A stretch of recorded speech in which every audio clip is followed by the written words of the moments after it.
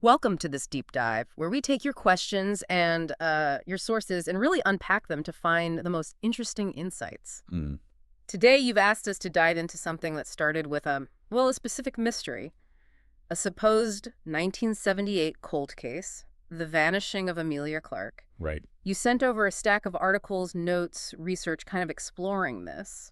And our mission, really, is Mm. to see what this collection of sources reveals, not just about that potential 1978 case, which turns out to be quite a rabbit hole, Yeah. but also what it tells us about the broader landscape of missing persons cases across the decades, and, importantly, how we even find information about them now. Okay, so let's unpack this because, like you said, the sources start right there looking for the vanishing of Amelia Clarke, 1978's most puzzling cold case, that exact title. Yep. But here's where it gets really interesting. They pretty much immediately hit a significant wall. A big one. This specific 1978 case seems incredibly difficult, maybe impossible to find in current digital records that are readily available. Right. And the sources actually spent a bit of time explaining why that is. Right. And it fundamentally comes down to the era itself, 1978. Right. I mean, it was a totally pre-digital world for most law enforcement records. Yeah. Case files were overwhelmingly physical formats. Paper. Paper files, yeah. Yeah. Stored in boxes, filing cabinets. There weren't any comprehensive national or even widespread state digital databases back then. Not really. So trying to find information on a specific case from that time, Mm-hmm. especially one that maybe wasn't, hugely famous nationally, it's a completely different ballgame than searching today. Oh, absolutely. It's not just a quick database query. Exactly. And this isn't like an anomaly just for this one potential 1978 case. Yeah. The sources make it clear this is a systemic challenge for cold cases from that whole pre-internet era. Right. So many cases from the 70s, the 60s, even earlier, they might only exist in those physical paper files, often just tucked away in, local police archives somewhere. And the move to digital record keeping, it's been gradual, right? Oh. And inconsistent.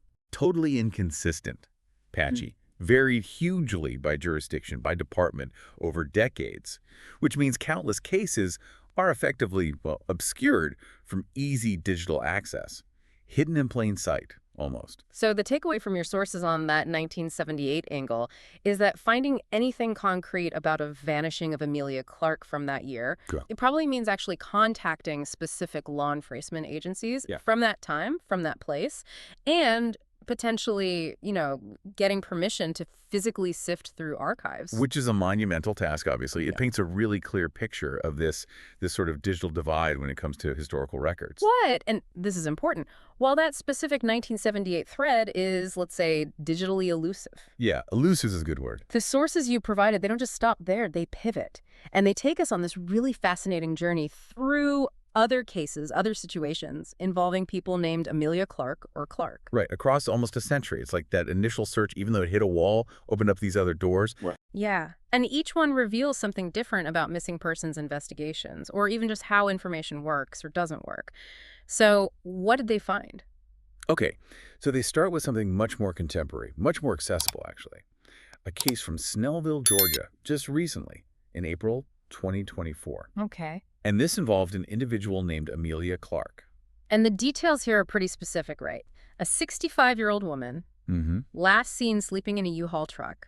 They even had the plate number, an Arizona plate, AH41453, at a hospital campus there in Snellville. And the alarm was raised fast. Her family noticed she and the truck were just gone, the next day. And this case had those immediate complicating factors that raised the urgency. Big time. She'd apparently had early onset dementia, other mental health conditions, critically wasn't getting her medication, and she didn't have her phone or ID with her. Which makes someone incredibly vulnerable, obviously. And because of those factors, the authorities in Georgia could issue what's called a Maddie's call. Ah, right. That's Georgia's specific alert system. Exactly. It's their statewide emergency alert for missing people who are elderly or disabled or have conditions like dementia. Gets the word out to the public really quickly. Mobilizes eyes and ears. And thankfully, in this case, this modern example, the outcome was positive. It was. The Snellville police announced she had been found safe. The sources don't give details on, how she was found or where, but But it shows the system working, right? Yeah. A modern case benefiting from established alert protocols, digital communication, Yeah. leading to a good resolution. Definitely. Now, contrast that relatively quick local resolution Yeah, quite a contrast. with a vastly different scenario the sources explore next, the 2019 case of Amelia Bambrin. Right. This was a 21-year-old British student who disappeared while traveling in Cambodia. She was from Worthing in the UK on a gap year, and she vanished after attending a beach party on this island, Koh Rong. And immediately you see the complexity jump, right? It's international. Huge jump. A disappearance in a foreign country that requires this really intricate coordination between local Cambodian police, UK law enforcement, the embassies, international bodies like Interpol maybe. It just adds so many layers: bureaucracy, logistics, communication challenges, Yeah. right in those critical first hours and days. And her friends apparently knew right away something was wrong. They said her not coming back to the hostel was totally out of character. That phrase always stands out in these cases. It really does. Mm. And then when her belongings were found on a beach, that just intensified the urgency. So what about the search efforts there? They were substantial. The sources mentioned up to 90 people involved in the search.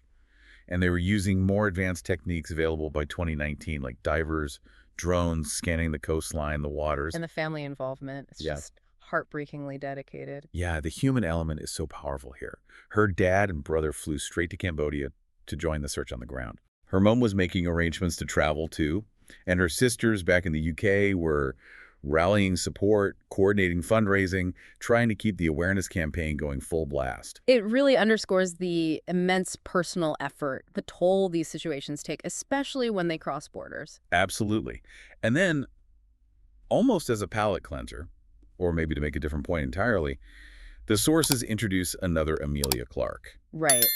But this one isn't a missing person at all. Not at all. Dr. Amelia Clarke, an academic. Yes, a full professor at the University of Waterloo in Canada, focused on environmental sustainability research.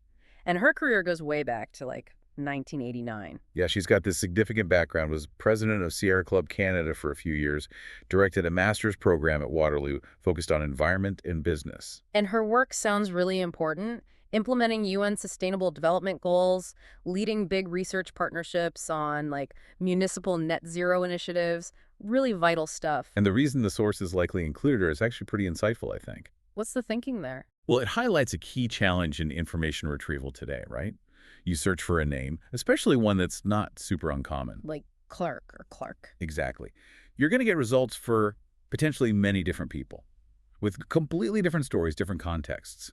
An active public academic is going to have a digital footprint that a potentially obscure 1978 cold case just doesn't.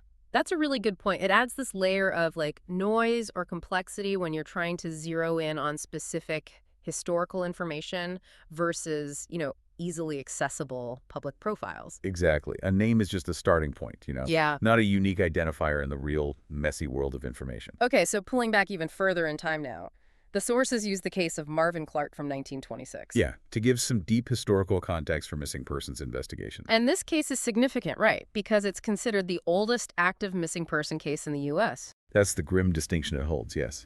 Marvin Alvin Clarke. He disappeared way back on October 30, 1926.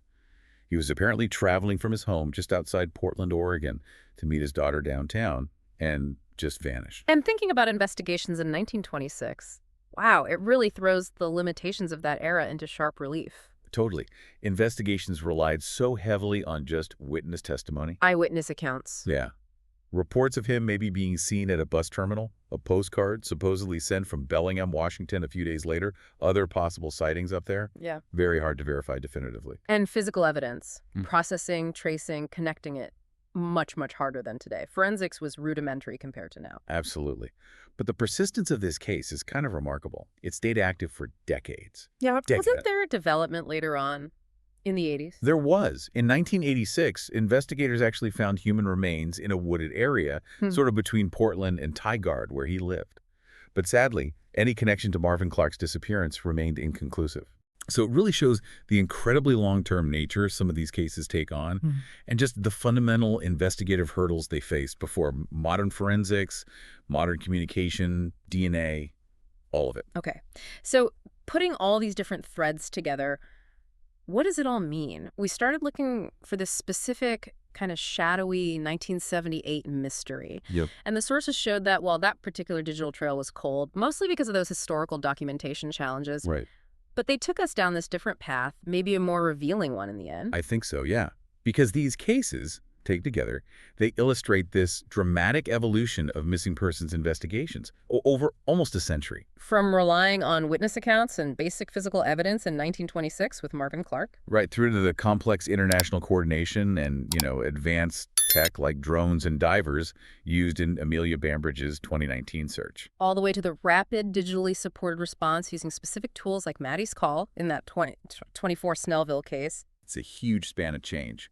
And they really hammer home that point about historical data, don't they? They do. The very reason the 1978 Amelia Clarke case, the one we started with, is so hard to trace digitally, that's not unique. It's a widespread issue for understanding cold cases from the pre-digital age. They're often still locked away. Physical archives, largely inaccessible to modern search methods to public databases. And yeah, the inclusion of Dr. Amelia Clarke, the academic, it's that sharp reminder that just searching a name can lead you down completely unrelated paths.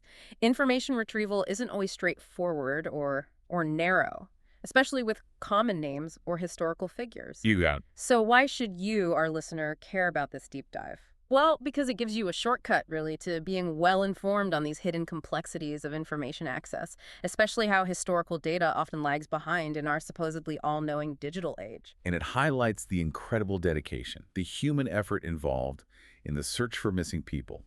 Across time, across borders, it's immense. And it serves as just a potent reminder that the name you might be searching for, it could belong to many people, each with their own completely unique story. So we set out seeking one specific mystery from 1978.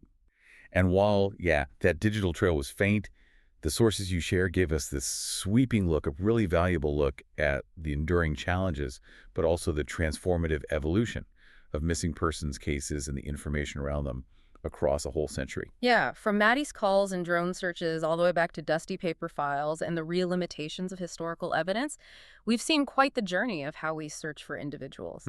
This deep dive into your sources really shows that understanding historical context, understanding technological shifts, it's absolutely key to grappling with the information landscape. Or sometimes the lack of information. Which leads to maybe a final thought to consider, something to mull over. Given how many cases from the 1970s, the 60s, even earlier, likely only exist in physical archives. It's inaccessible to modern digital searches, hidden from broad public awareness. How many other significant missing persons cases, maybe involving the name Amelia Clarke, maybe countless other names, remain effectively obscured from our collective knowledge simply because of this digital divide? Wow. What insights, what stories, maybe even what resolutions might still be waiting in those paper files that we currently can't easily access or see? What might we be missing?